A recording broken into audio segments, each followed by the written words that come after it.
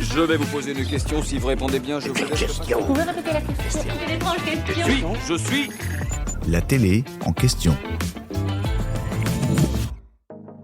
Chaque année depuis son lancement le 12 février 2011 sur TF1, Danse avec les stars, c'est le rendez-vous dans lequel des artistes de tous horizons viennent pour se dépasser, qu'ils soient sportifs, chanteurs, acteurs ou encore mannequins.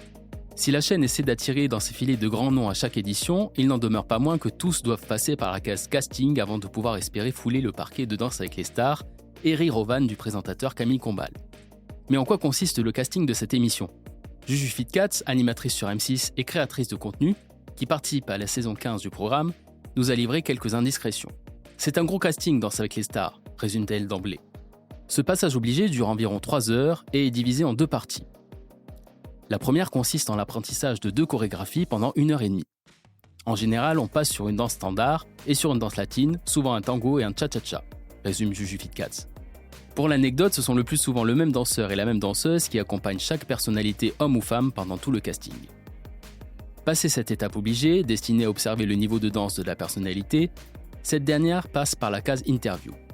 On a à peu près 1h30 d'interview, résume encore notre interlocutrice.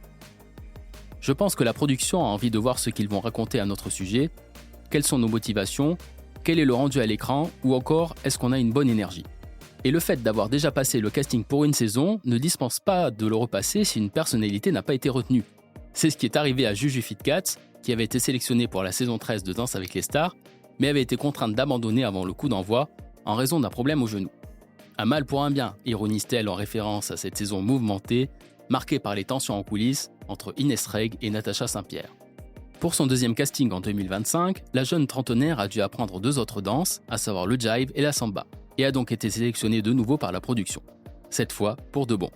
Bref, participer à Danse avec les stars, ça se mérite. J'espère que cet épisode vous a plu.